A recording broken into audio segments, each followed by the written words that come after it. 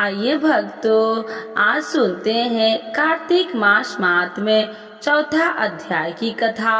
तो एक बार बोलिए प्रेम से विष्णु भगवान की जय, लक्ष्मी माता की जय, राधे कृष्ण भगवान की जय। माता शारदा की कृपा, लिखूं भाव अनमोल, कार्तिक महात्म्य का कहूँ चौथा अध्याय खोल। नारद जी ने कहा, ऐसा कहकर भगवान विष्णु मछली का रूप धारण करके आकाश से जल में गिरे। उस समय विंध्याचल पर्वत पर तप कर रहे महर्षि कश्यप अपनी अंजलि में जल लेकर खड़े थे। भगवान उनकी अंजलि में जा गिरे। महर्षि कश्यप ने दया करके उसे अपने कमंडल में रख लिया। मछली के थोड़ा बड़ा होने पर महर्षि कश्यप ने उसे कुएं में डाल दिया। जब वह मछली कुएं में भी न समा सकी तो उन्होंने उसे तालाब में डाल दिया। जब मछली तालाब में भी न आ सकी तो उन्होंने समुद्र में डाल दिया। वह मछली वहाँ भी बढ़ने लगी। मत्स्य रूपी भगवान विष्णु ने इस शंखाचूर का वध किया और शंखाचूर को हाथ में लेकर बद्री वन में आ गए। वहाँ उन्होंने संपूर्ण ऋषियों को बुलाकर इस प्रकार आदेश दिया, मुनीश्वरों, तुम जल के भीतर बिखरे हुए वेद मंत्रों को खोज करो और जितनी जल्दी हो सके उन्हें सागर से जल से बाहर निकाल आओ। तब तक मैं देवताओं के साथ प्रयाग में ठहरता हूँ। तब उन तपोबल से संपन्न ऋषियों ने यज्ञ और बीजों सहित संपूर्ण वेद मंत्रों का उद्धार किया। उनमें से जितने मंत्र जिस ऋषि ने उपलब्ध किए वही उन बीज मंत्रों का उस दिल से ऋषि माना जाता है। तदंतर सब ऋषि एकत्र होकर प्रयाग में गए। वहां उन्होंने ब्रह्मा जी सहित भगवान विष्णु को उपलब्ध हुए सभी वेद मंत्र समर्पित कर दिए। सब वेदों को पाकर ब्रह्मा जी बहुत प्रसन्न हुए। उन्होंने देवताओं और ऋषियों के साथ प्रयाग में अश्वमेध यज्ञ किया। यज्ञ समाप्त होने पर सब देवताओं ने भगवान से निवेदन किया, देवादिदेव जगन्नाथ, इस स्थान पर ब्रह्मा जी से खोए हुए वेदों को पुनः प्राप्त कर लिया और हमने भी यहाँ आपके प्रसाद से यज्ञ भाग पाए हैं। अतः यह स्थान पृथ्वी पर सबसे श्रेष्ठ पुण्य की वृद्धि करने वाला एवं भोग तथा मोक्ष प्रदान करने वाला हो। साथ ही यह समय ही महापुण्य यम और ब्रह्मघाती आदि महापापियों की भी शुद्धि करने वाला हो तथा यह स्थान यहाँ दिए हुए दान को अक्षय बना देने वाला भी हो। यह वर दीजिए। भगवान विष्णु बोले, देवताओं, तुमने जो कुछ कहा है वह मुझे स्वीकार है। तुम्हारी इच्छा पूर्ण हो। आज से यह स्थान ब्रह्म क्षेत्र के नाम से प्रसिद्ध होगा। सूर्य वंश में उत्पन्न राजा भागीरथ यहाँ गंगा को ले आएंगे और यह यहाँ सूर्य कन्या यमुना से मिलेगी। ब्रह्मा जी और पुत्र सब देवता मेरे साथ यहाँ निवास करो। आज से यह तीर्थराज के नाम से विख्यात होगा। तीर्थराज के दर्शन से तत्काल सब पाप नष्ट हो जाएंगे।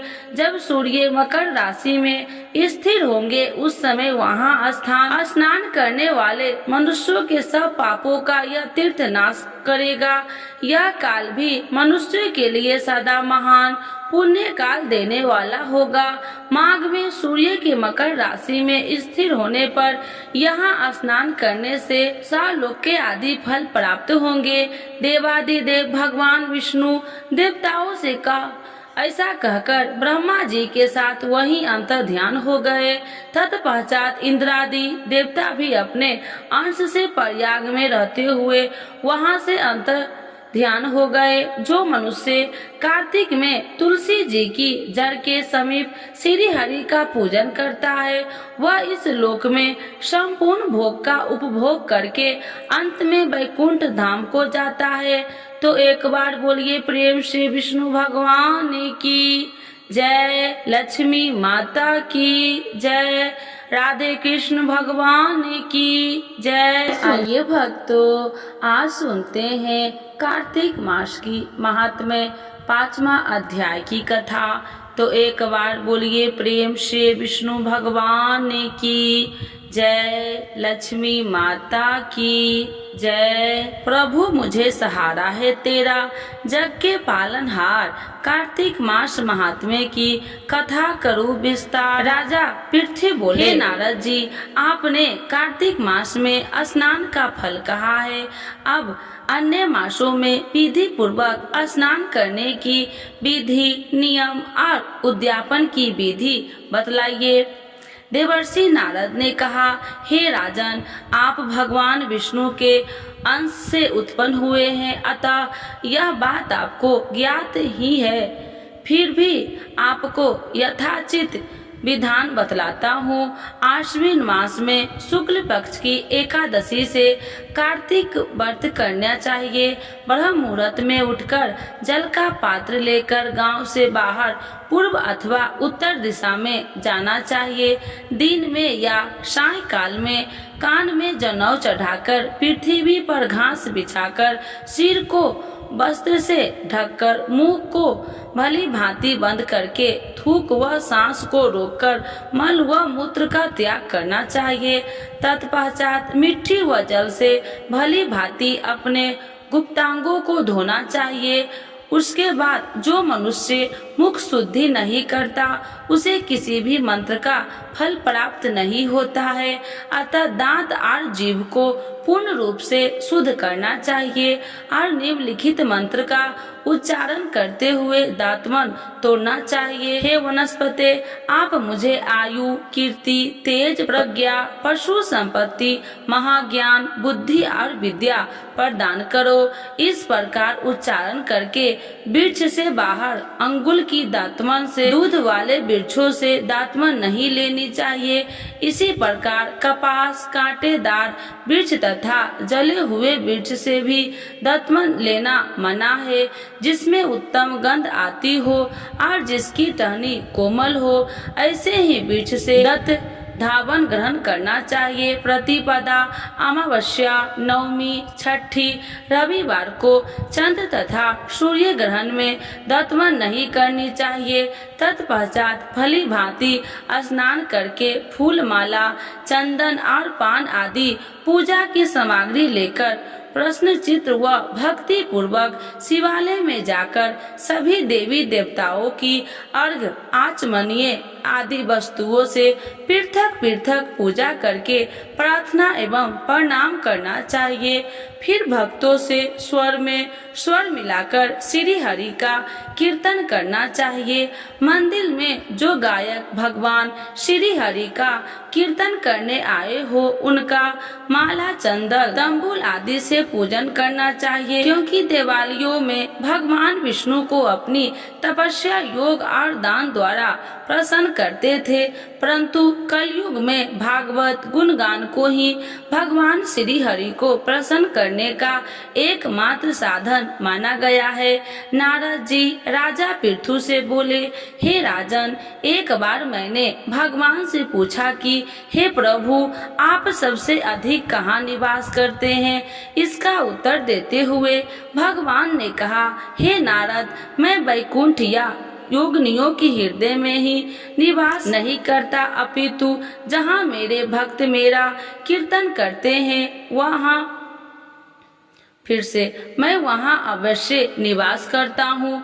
जो मनुष्य चंदन माला आदि से मेरे भक्तों का पूजन करते हैं उनसे मेरी ऐसी प्रीत होती है जैसे कि मेरे पूजन से भी नहीं हो सकती। नारद जी ने फिर कहा, शिरीष, धतुरा, गिरजा, चमेली, केसर, कंदार और कटहल के फूल व चावलों से भगवान विष्णु की पूजा नहीं करनी चाहिए। अटहल, कंद, गिरीश, चूही, मालती और केवड़ा के पुष्पों से भगवान शंकर की पूजा नहीं करनी चाहिए।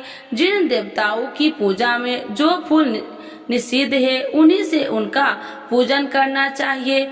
पूजन समाप्ति के बाद भगवान से क्षमा प्रार्थना करनी चाहिए, यथा हे सुरेश्वर, हे देव, न मैं मंत्र जानता हूँ न क्रिया, मैं भक्ति से भी हीन हूँ। मैंने जो कुछ भी आपकी पूजा की है उसे पूरा करे। ऐसी प्रार्थना करने के पश्चात अष्टांग प्रणाम करके भगवान कीर्तन करना चाहिए, श्री हरि की कथा सुननी चाहिए और प्रसाद ग्रहण करना चाहिए। जो मनुष्य उपरोक्त विधि के अनुसार कार्तिक व्रत का अनुष्ठान करते हैं वह जगत के सभी सुखों को भोगते हुए अंत में मुक्ति को प्राप्त करते हैं। 5वां अध्याय पूर्ण। तो एक बार बोलिए प्रेम से विष्णु भगवान की जय, लक्ष्मी माता की जय, राधे कृष्ण भगवान की जय। आज सुनते हैं कार्तिक मास में राम लक्ष्मण जी की कहानी। तो एक बार बोलिए प्रेम से श्री रामचंद्र भगवान की जय, सीता माता की जय। राम लक्ष्मण की कहानी। भगवान श्री राम लक्ष्मण और सीता जी पिता दशरथ की आज्ञा से वनवास जाने लगे। रास्ते में सभी तीर्थ गंगा, यमुना, गोमती नदियां में तीर्थ तर्पण कर वन में कुंद मूल फल फूल खाते हुए वन में अपना समय व्यतीत करने लगे। कार्तिक का महीना आया। एकादशी के दिन लक्ष्मण जी ने राम जी की आज्ञा से फल फूल लाकर माँ सीता को दिए। तब माता सीता ने 4 पत्तल परोसी। तब लक्ष्मण ने पूछा, भाभी माँ आप 3 हैं, फिर 4 में क्यों परसा? तब माता सीता बोली, 1 पत्तल गौ माता की है। राम जी लक्ष्मण जी गौ माता की पत्तल परोस दी। तब राम जी ने पूछा, सीता जी आपने खाना शुरू क्यों नहीं किया? तब सीता माँ बोली, मेरे तो राम कथा सुनने का नियम है, राम कथा सुनने के बाद ही मैं फल ग्रहण करूँगी। तब राम जी बोले, मुझे कथा सुना दो। लक्ष्मण जी बोले, मुझे कथा सुना दो। माँ सीता बोली, औरत की बात औरत सुने, आप मेरे पति हो, आप मेरे देवर हो, आपसे कैसे कहूँ? तब लक्ष्मण जी ने सोचा, इस जंगल में कौन औरत मिलेगी? तब लक्ष्मण जी ने अपनी माया से एक नगरी का निर्माण किया। उस नगरी में सब सुख सुविधा से युक्त थी। उस नगरी में सब चीजें सोने की थी, इसीलिए नगरी का नाम सोना नगरी रखा गया। सभी नगर वासियों को घमंड हो गया, उस नगरी में कोई गरीब नहीं। सीता जी कुएं पर पानी लेने गई और पनिहारनियों से राम राम किया तो कोई नहीं बोली। थोड़ी देर में एक छोटी कन्या आई, सीता जी से उससे राम राम बोली और कहा कि माई राम कथा सुनेगी क्या? तब वह बोली, मेरे तो घर पर काम है। सीता जी ने कहा, मेरे पति राम और देवर लक्ष्मण भूखे हैं।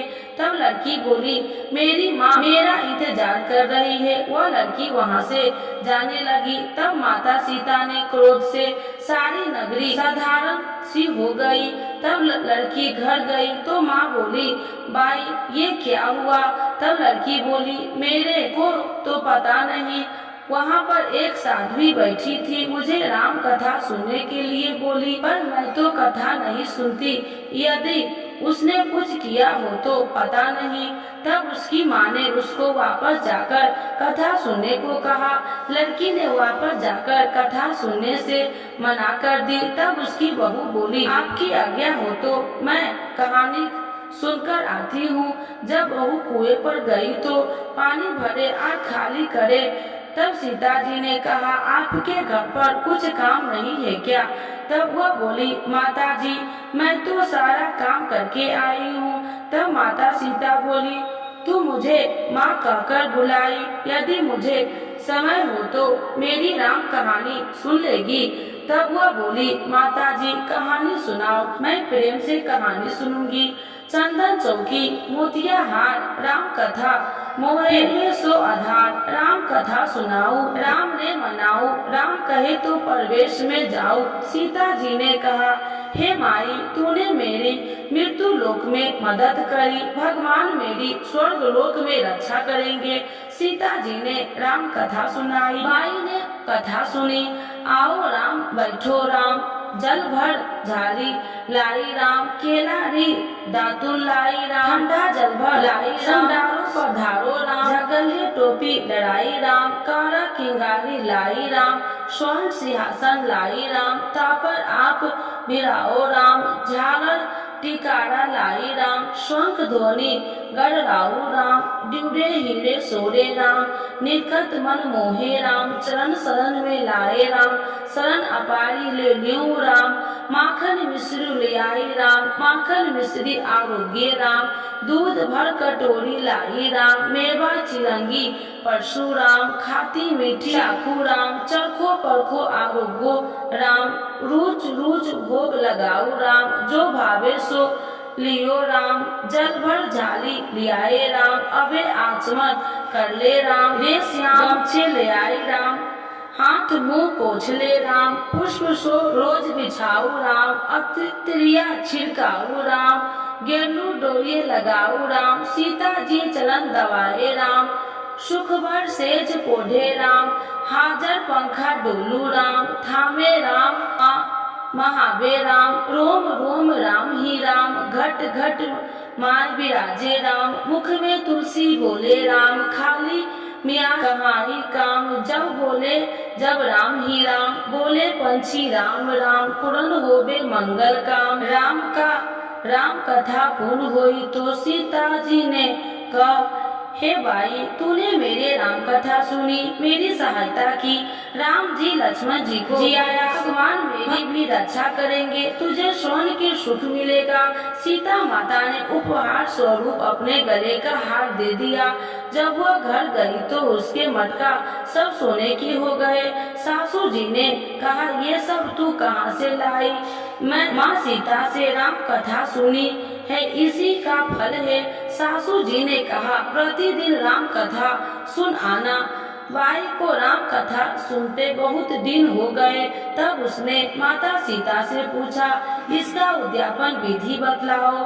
तब सीता जी ने कहा, 7 लड्डू लाना, 1 नारियल लाना, उसमें 7 भाग करना, 1 भाग मंदिर में चढ़ाना, जिसमें मंदिर बनवाने वाले जितना फल होता है, 1 भाग सरोवर के किनारे काट देना, जिससे सरोवर खुदवाने वाले जितना फल होता है, भागवत गीता पर चढ़ाना, जिससे भागवत गीता पाठ करवाने वाले जितना फल होगा, 1 भाग तुलसी माता पर चढ़ाना, जिससे तुलसी विवाह जितना फल होगा, 1 भाग कुमारी कन्या को देवे, जिसमें कन्या विवाह जितना फल होगा, 1 भाग सूरज भगवान को चढ़ाना, जिससे 33 करोड़ देवी देवताओं को भोग लगाने जितना फल होगा।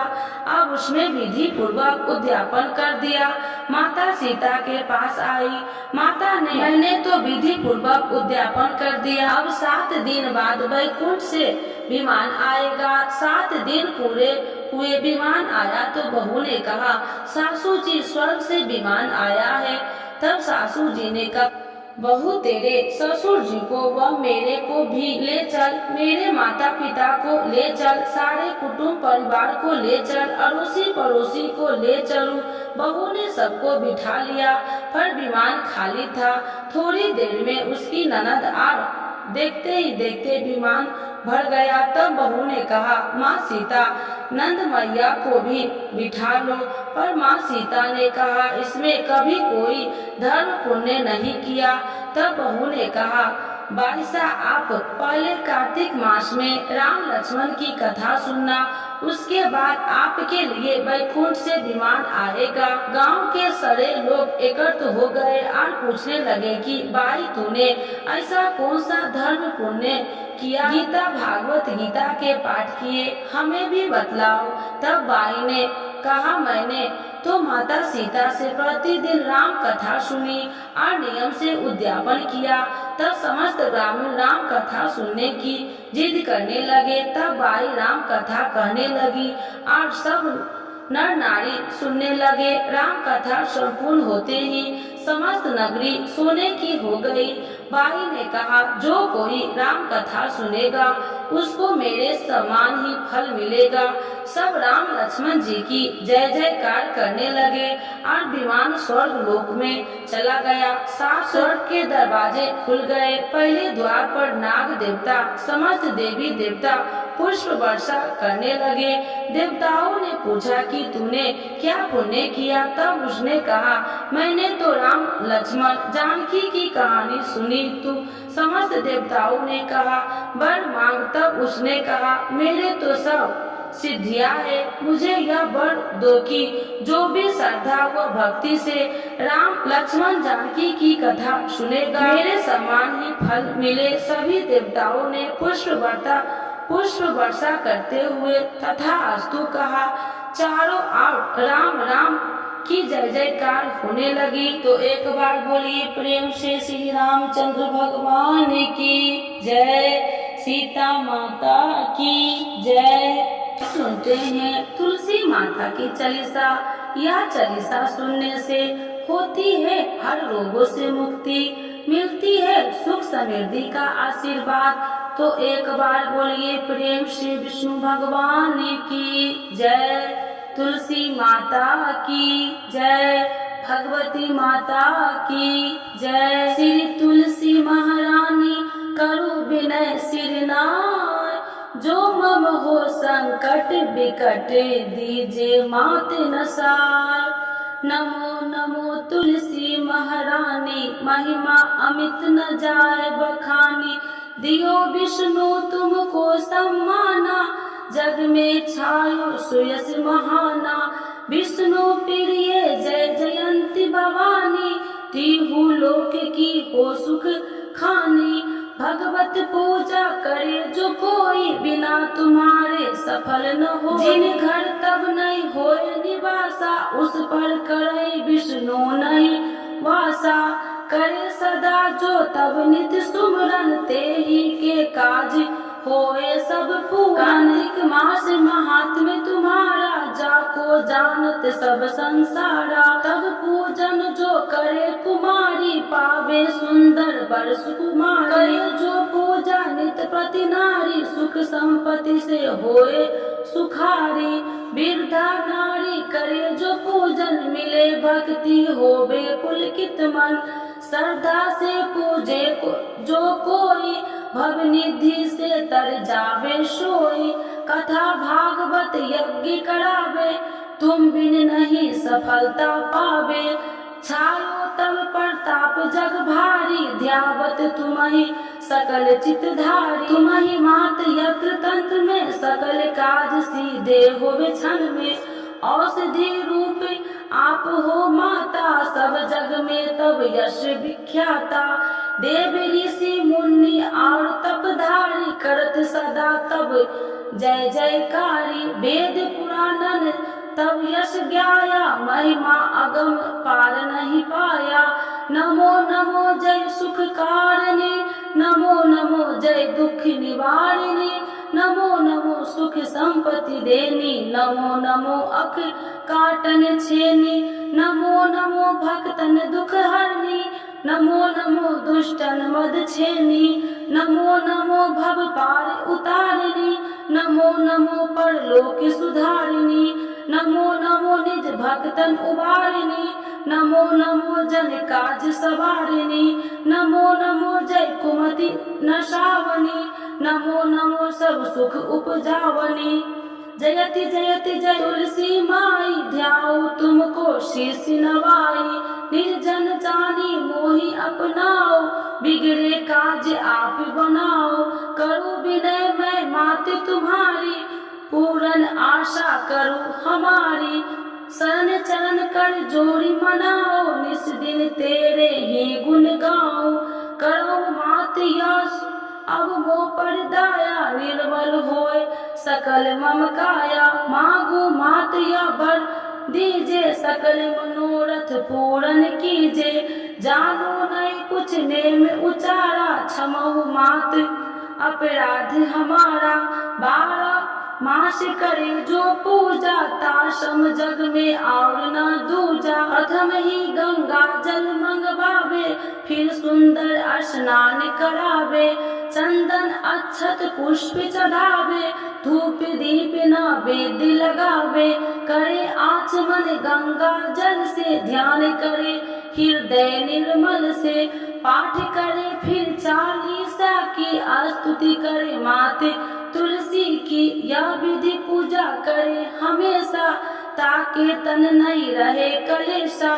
करे माँ से कार्तिक का साधन, शोभे नित्य पवित्र सिद्ध हो जाए। है यह कथा महासुखदायी, पढ़े सुने सो भव तर जाए। यह श्री तुलसी चालीसा, पाठ करे जो कोई। गोविंद सो फल पावही, जो मन इच्छा होई। तो एक बार बोलिए प्रेम श्री विष्णु भगवान की जय, तुलसी माता की जय, भगवती माता की जय, सर्व देवी देवताओं की जय।